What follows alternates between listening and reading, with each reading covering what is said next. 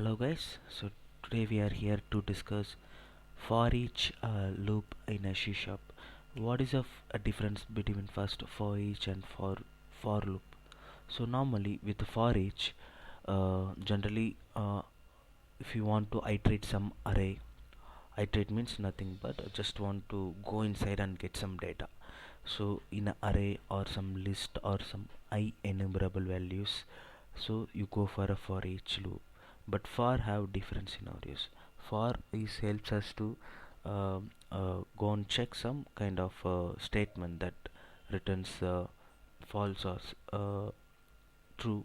For that reason you will go for a for. And one more thing, in a for you can go and add and remove the items, but in for each you can't do such a things. You can go only and iterate and get some values from the particular arrays or an list. So here I'm have an example with the integer array.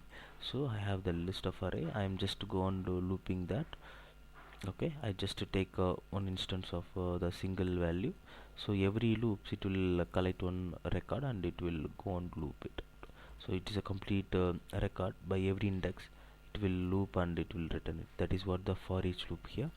It's just to go on the loop, go on to iterate the particular arrays or a list or IEnumerable values. For that such a case you can go for each. If you want to add and remove inside the list or some collections, you can go for loop. And as well as if you want to add you want to enable some kind of conditions or you want to check some conditions, that you can easily go and achieve that in a for. So let me go and keep the breakpoint and show you how the for each exactly working. So here I have my collection. So I have a totally 80123. So on for each loop, okay, so it will go on to return me the first element on every loop. So that is writing, and the second index number 1 element. So it will start from 0 1. So every index it will go on to loop one by one and it will return the data. That is what all of it's doing. So you can see that result. So now it is 1, then second, this is second value. Now obviously 2, it's a 3 now. Again it will loop and it will write again the element 2 5. So same cases it will go and apply it. Then so 8 and finally 13.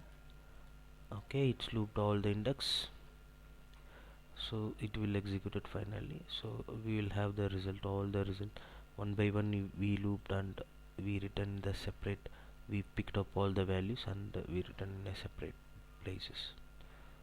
So all the group of data in the array we splitted out and we return. This is the way, this is the picture that for each loop is providing us.